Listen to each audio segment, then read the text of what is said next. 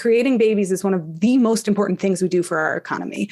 Our economic system, our Social Security benefits, our Medicare benefits are done in part by having future citizens. So when we have population increases, we can afford things like Social Security and Medicare. When we have population decline, we lose those entitlement benefits in our economy.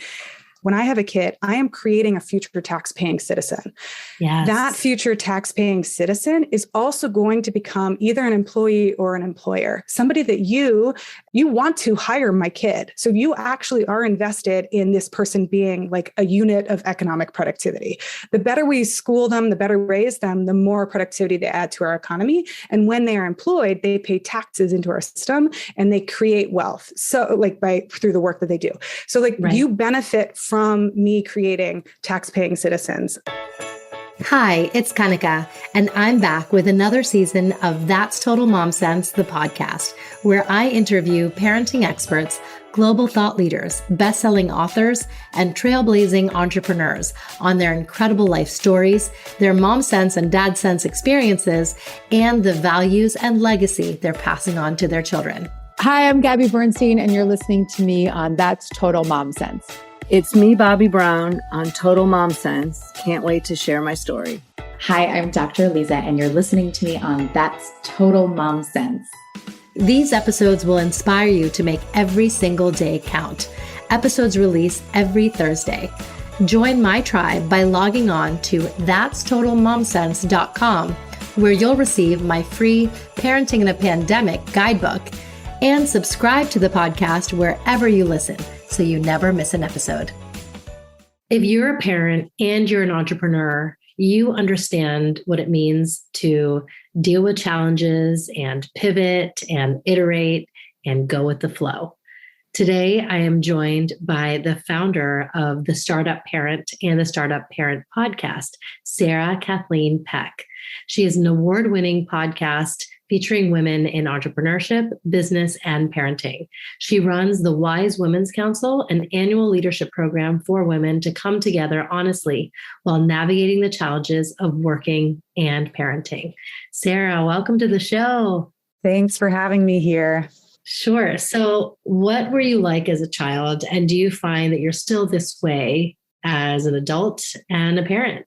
The things that I noticed, like number one, I am observant. And I'm like in my head and I'm a big thinker. I'm a big question asker. And my 5-year-old does this. He just stares off into space. And then he turns to me. He's like, Mom, when a star dies, what happens? And what's it made out of? And are we going to get swallowed by black holes? And I'm like, kid, I love you.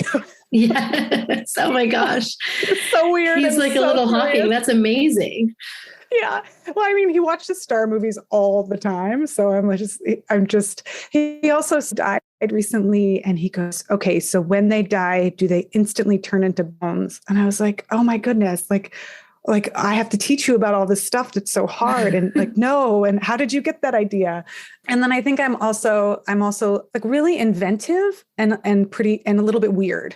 Like I love making things and I love starting things. And when I was a kid, I used to like tape paper on my face and like build all these construction projects and like make all these contraptions. And I invented this like note passing system that like hooked under desks so we could pass notes without the teacher knowing. And I think when I was trying to be cool when I was a teenager, I tried to get rid of that part of myself. And now I'm just weird.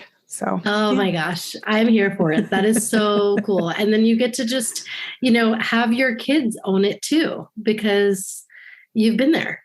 Yeah. We're just a bunch of science geeky nerds that like math and ask really strange questions and then stare out the window. Like you're just going to come into a family of introverted nerds over here.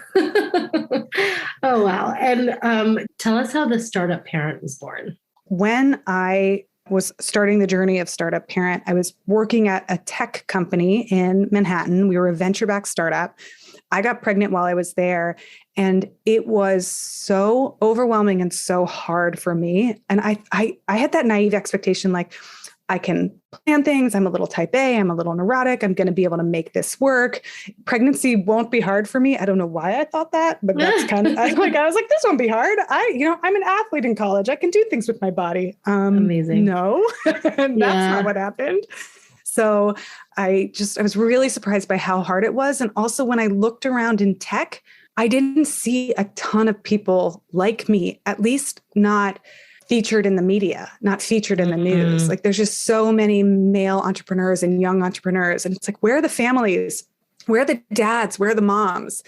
What I ended up doing was pitching a book to an agency in New York. And I said, startup pregnant. Like, I feel like there just aren't enough pregnant startup founders and startup workers out there. And they're like, oh, this is interesting. So I worked on a book proposal. In that book proposal, I said, why don't you go interview more women? Like, why don't you collect stories? And so I started interviewing people and recording it.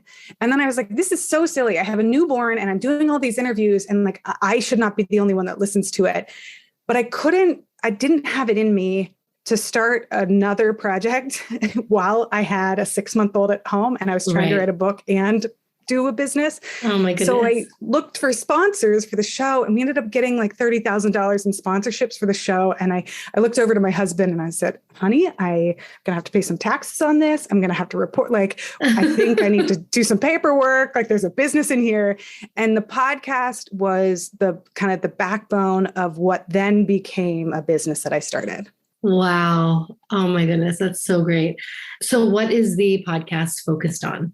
So Startup Parent is about telling the untold stories of motherhood and entrepreneurship, or the true stories, as I like to say, because I think outside in the world, we have this kind of myth about what motherhood should be like. And if you trace the myth through and through, it's women are born to be mothers. Like you're going to enjoy, like it's easy to get pregnant. Everyone can get pregnant. Don't have sex teenagers. Pregnancy is going to happen right away. And you're going to love motherhood and you're going to quit your job. And there's just so many misleading, I think, kind of half truths, if not full lies out there. Because the truth is not everyone wants to become a parent. Not everyone enjoys motherhood. And not everyone wants to stop working. And pregnancy is really hard for a lot of people. And getting pregnant is not possible for everyone. And so what I wanted to do was to just interview enough people that you could feel like you fit in this huge collection of stories, and that you're not wrong if you say, I don't want to do this way, or this was really hard for me. So that's the goal of the Startup Parent podcast. Oh, that's so great. And then do you kind of cater to those who have a startup, or that's just a play on words?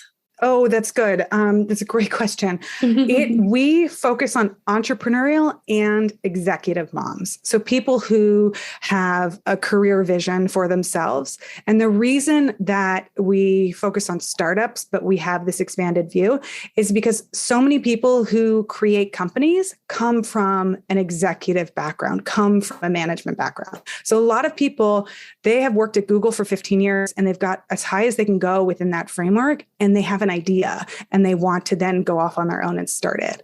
Or they are working in a company for a number of years, or they've been a freelancer. There's just so many ways that you can be an entrepreneur, and it comes from so many different places that we end up having so many people listening that are like, well, I'm in a full-time job, but I also have the side project. So how do I do that? Yes. So it's like, you niche down, but then you realize your listeners are like 20% of them are in a true venture-backed startup. I want to call it craziness, but it's a true venture-backed startup, go for it. But other people are small business owners, or they're bootstrapped, or they have a side hustle, or they're dreaming about it and joining at some point. What advice do you have for these women who decided to walk away from corporate? You're not alone. It's this pandemic. It is, you said it out loud, and I know it, and I've read the news and I read it constantly, and it still takes my breath away because it's so infuriating and disappointing and overwhelming. America hates moms. I'm sorry. And, but it sounds so callous to say. And I think if you're not a parent, you're like, that's not true. But the way that we've set up our society in America is just so hard on mothers. And to give a couple of data points, like Nowhere else in the world are you going to get a $20,000 hospital bill for having a baby, but you are in America and you just don't know how much it'll be. Nowhere else in the world are you going to get a minimum of 4 to 6 weeks of unpaid leave, maybe 12 weeks if you can scrape it by, where you are recovering from major abdominal surgery or major healing that you have to do. And then at the end of those 12 weeks, your employer might fire you. And then you have this huge bill and you don't know what you're doing and you have no pelvic care support. And I don't want to scare people, but the systems that we have right now are broken. And I think the reason 5 million women are leaving the workforce is in part because work is totally broken and wasn't designed for working parents. You're not alone and there's nothing wrong with you. If you feel like you're broken down or you're angry or you're frustrated, it's because the system is enraging. And what can you do about it? I would say, this is the advice that we need right now. It's not the world that I want to live in the future, but don't take anything for granted and don't assume that anyone is looking out for you. So take what you need and stand up for yourself and do your best to make it work. And if you are in the fortunate position of being able to take a longer leave, or you have the ability to create new policies for other people coming after you, do it. Do the things that help more people get more care in this country. I think the last little piece of advice is the news and social policies and politics. A lot of it is designed to make you angry, because when you're angry, it'll eventually exhaust you. You'll get tired. And people in power and people in the news, they want you there. They want you to give up. They want you to be tired. So I do this exercise with some of the folks in the Wise Women's Council, our leadership program, which is all about channeling your anger and finding that place in you where you can keep kind of like a pure white hot, but container of anger where you can tap into it when you need it for the right purposes and not just let it spray out every day unchanneled. So channel your anger would be my last piece of advice. Wow, that's so smart. And I think, in this world where we are constantly going to battle to fight for rights we once had, or rights we want to have, how do you recommend us not giving up the good fight? Focus on your area of expertise, the thing that you want to change the most, and the place where you can make the most impact. And when you look at those three things, and for me, it's about parenting and policy. That's what I care so much about. And then where I can make the most impact. Social media is not the place where I'm going to make the most impact. So when I get really overwhelmed and I'm like, oh my goodness, I should be posting, on this place and this place and this place, I say, no, channel your energy, focus on the cause, and keep moving forward on the one thing that I can do in the place where I am best equipped to do it. And even if I have had people get angry at me because I'm not vocal enough on social media about so many different causes, but I know who I donate to and the work that I do and what I'm building. And that's the most important thing. Yes. Do you feel that, the Marshall Plan for Moms would be an effective campaign to support mothers, or do you think it would probably deter them from going back into the workforce, having this cushion? I know it's a very polarizing kind of debate, but I can see both sides so clearly, and I'm a very middle road objective thinker. So I'm curious to hear what your thoughts are on this. So it was launched by Reshma Sojani, who is the founder of Girls Who Code. And she felt that, mothers are, because we're taking on so much invisible work and, have trillions of dollars of unpaid labor, we should be getting subsidized for being at home and taking care of our kids, because we are choosing not to be in the workforce to take care of our kids who, will become the change makers of tomorrow. So are investing in them. We should be paid for that. I was just reading about some of the history of how we set up our economic system and how we measure work. And the men that were putting together our economic foundation, when they looked at, well, how are we going to measure gross national output? It was called GNP, but now it's GDP, GDP, gross domestic product. They literally asked themselves, oh, well, we've got to count the home labor. And then the response was, no, it's going to be too complicated to count the home labor, so we're not going to do it. So even when we were first doing the accounting work of like, how are we going to measure our national product in the work that we do, people thought about including the labor of mothers and then didn't include it. And I think that it doesn't matter how we account for it. What we're doing right now is wrong because we're not accounting for it. So in some way, some shape, or some form, we are paying for this. And the people who are under the burden and the people who are paying are the mothers. How we're going to figure it out, I don't know. And I think it'll be messy. But as long as we're not accounting for it, we are building an economy that's a lie because we're building it on the backs of free labor. And the United States has a terrible history of building an economy on the backs of free labor, a gross, horrible history of that. And I think that not everyone has woken up to the fact that creating babies is not this like idyllic family thing, but creating babies is one of the most important things we do for our economy. Our economic system, our Social Security benefits, our Medicare benefits are done in part by having future citizens. So when we have population increases, we can afford things like Social Security and Medicare. When we have population decline, we lose those entitlement benefits in our economy. So it's a real problem if birth rates decline. It is not made clear that when someone has a kid, whoever it is, so let's say it's my kid, when I have a kid, I am creating a future tax-paying citizen. Yes. That future tax-paying citizen is also going to become either an employee or an employer. Somebody that you, let's say you have kids, but you have run a business, you want to hire my kid. So you actually are invested in this person being like a unit of economic productivity. The better we school them, the better we raise them, the more productivity they add to our economy. And when they are employed, they pay taxes into our system and they create wealth. So like through the work that they do.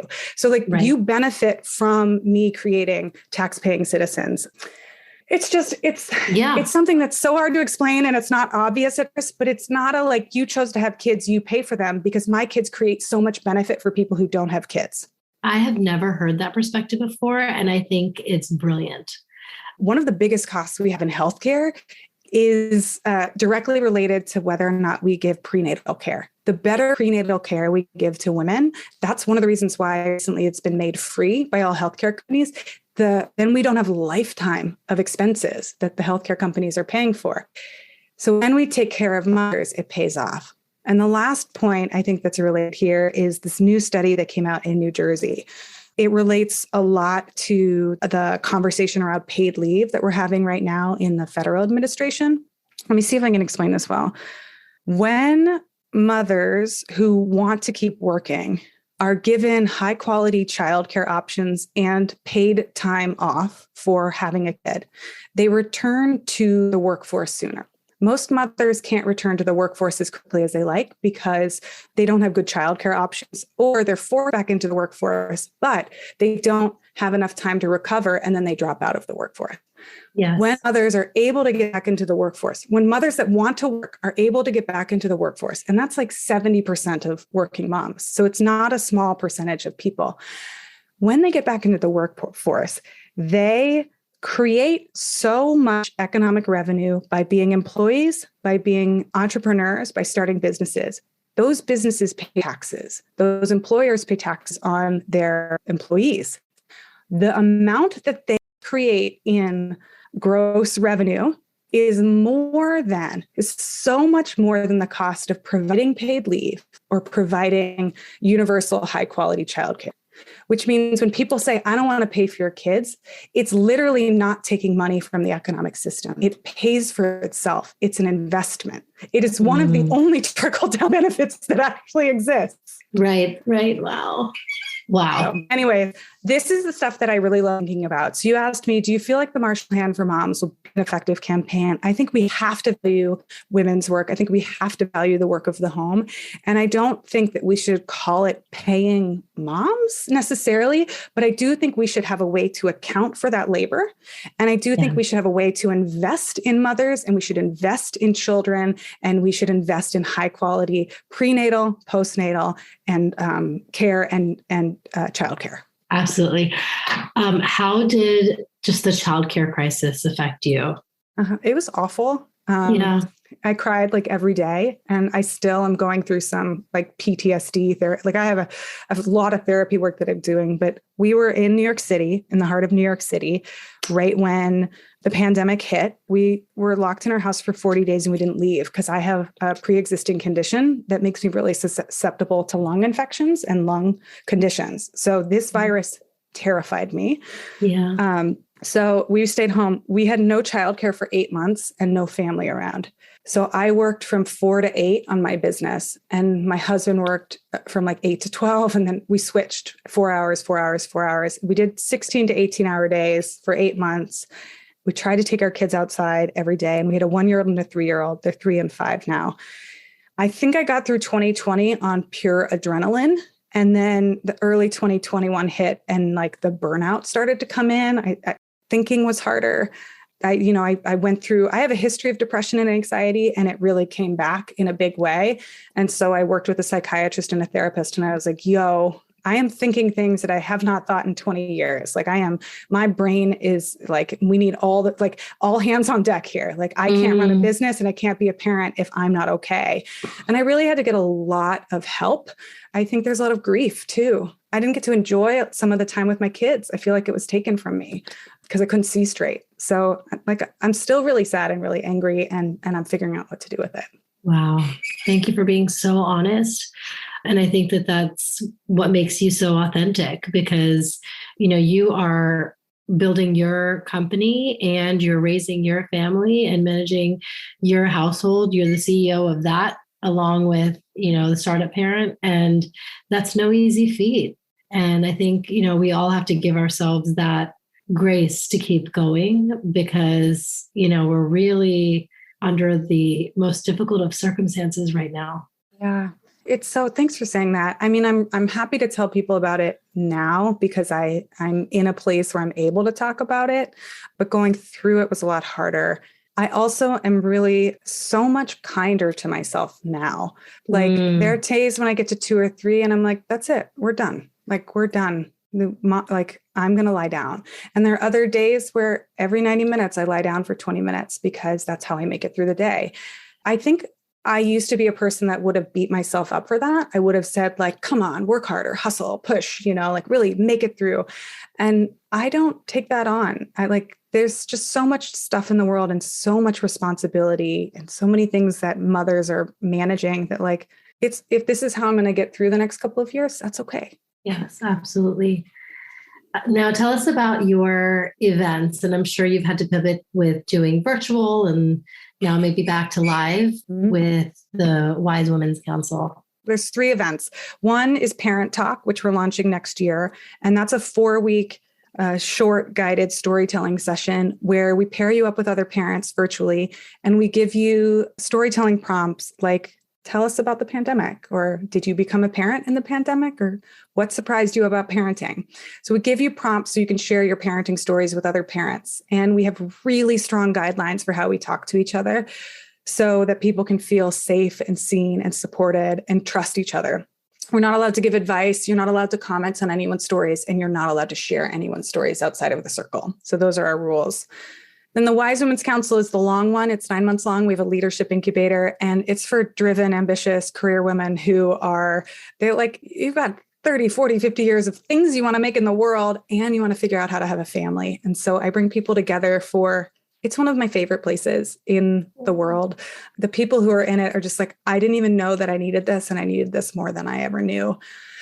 It was one of the hardest things that I've pulled off in the middle of a pandemic. And I may have taken on more than I could chew, but I hired a chef. We hired a massage therapist. We were in this luxurious Airbnb that had a hot tub and hammocks and like a forest views. And my pitch to moms was, you don't have to think about anything. I'm going to overthink all of it, and I'm going to take care of all of the details. And you just get to come, and basically, it's like preschool. Come and you're going to have meals delivered 5 times a day. You're going to have nap time. There's going to be coloring books. Like there's going to be playtime. Like I'm just going to make you an event where you get to relax and hang out in the hot tub with other awesome women. That is so cool. Oh my goodness. And so this is going to be in March of this year. Tell us more. We did it in October. Next year, I would like to do 2. And someone asked me, like, why not a winter one as well? My goal is April or May, and then September or October. So kind of spring and then fall. I think summer is really hard for parents because there's so many different moving pieces in the summer, but kind of spring and fall. But people have asked me to make one in January, February. I do not think that I can pull that off as of yet, but maybe in 2023. So is there a moment that you can share where you trusted your mom sense? I think that there was a turning moment for me when my first kid was around 3, and he was telling me something. He goes, look, Mom, a star. And I swore I looked all around and I looked everywhere and I was like, there is no star here. Like, I couldn't see what he was seeing. But I looked at my husband and I said, I'm sure it's there. Like, I'm sure it's there. I don't think he's making it up. I just can't see it. And to me, that was the moment when I was like, trust your kid. Like, he's telling you stuff. Listen. And then later on, it took me a couple hours. I found it. It was like on the top of a highlights magazine in the background. It was like worse than Where's Waldo. Like, I never would have seen it. Wow. And I was like, oh, there is a star there. He wasn't wrong. And so later on, he sleeps really well through the night. And there was this moment when he was crying and he would get up and he would be screaming. And I looked at, none of the parenting sleep training books had taught me. I was like, do I just leave him alone? Like, what do I do? And I looked at my husband and I was like, I think we just got to trust him. Like, if he's telling us something, let's trust him. And it was a week or 2 of hanging out with him and terrible sleep. But I'm really glad I trusted him because he is actually telling me a whole lot. It's me that has to learn how to listen. Exactly. Let's not forget our quote of the day. Is there a quote that you live by? One of our quotes, that's the backbone of Startup Parent, is we don't have to do things the way they've always been done. And it's the ethos of being at a startup, right? We're here to invent new things. We're here to try new things. And then that combined with parenting, like, hey, we don't have to do this the way that everyone else is telling us. Let's look around, let's collect all this data, let's listen to all these stories. And also, if my gut is telling me that I feel horribly alone living in a 2-parent, 2-kid household and that I need to live with more people, my gut might not be wrong. I may need to live with more people because that's what is best for me and my humans. It's now time for Mom Haul, when we share products we love. So is there a product that you've been using for a while or you've recently discovered? It could be in, parenting, lifestyle, wellness, anything that you're loving right now.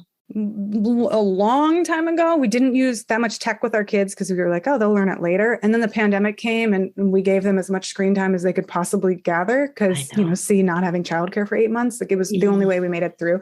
Yeah. And so now we're in that murky phase of like, wow, my kids use so many iPads and what do we do from here? But I will say, I just got this email and my kid has been playing this math game on his iPad. And they gave us this email report and it was like, your kid completed 755 math problems last month. And I was like, what? Like, wow, amazing. Right. And I was like, okay, it's not all bad. And here's the, like, it's kind of a product, but we downloaded Khan Academy but my kid can't read.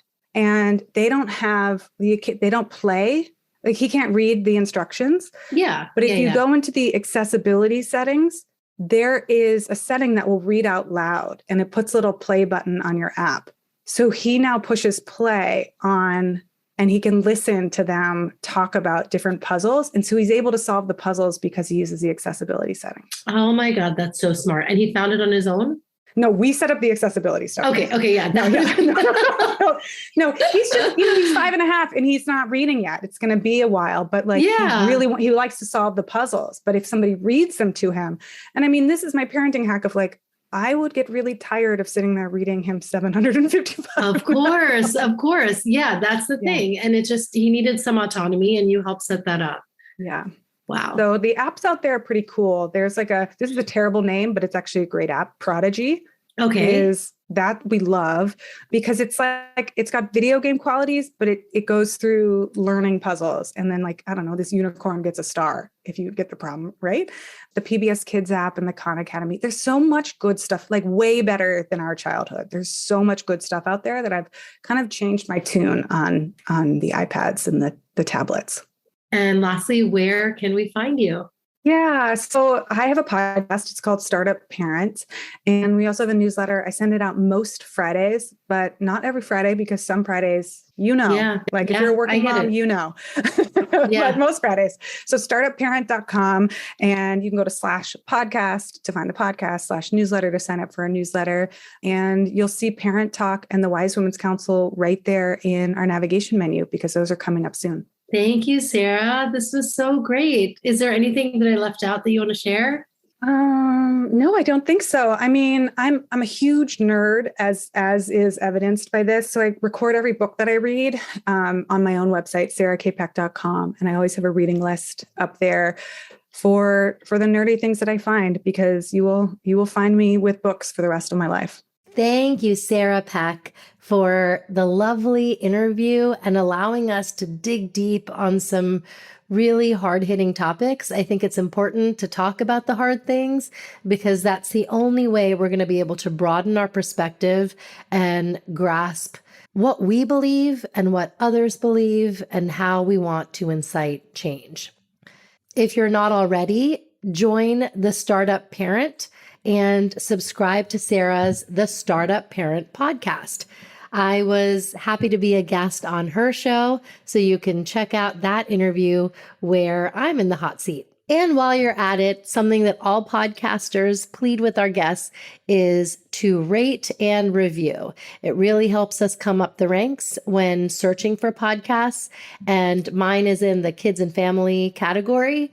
So if you feel that That's Total Mom Sense is helping you in any way and you want to share it with the world, I would so appreciate that review and rating from you. You can go on Apple Podcasts, where it's a really easy platform to do it, or Spotify, Stitcher, Good Pods, wherever you are a loyal listener. If you'd like to write to me, my email address is thatstotalmomsense@gmail.com. Remember, always trust your mom sense and your dad sense. Stay strong, super parents and startup parents. We will see you next time. That's Total Mom Sense.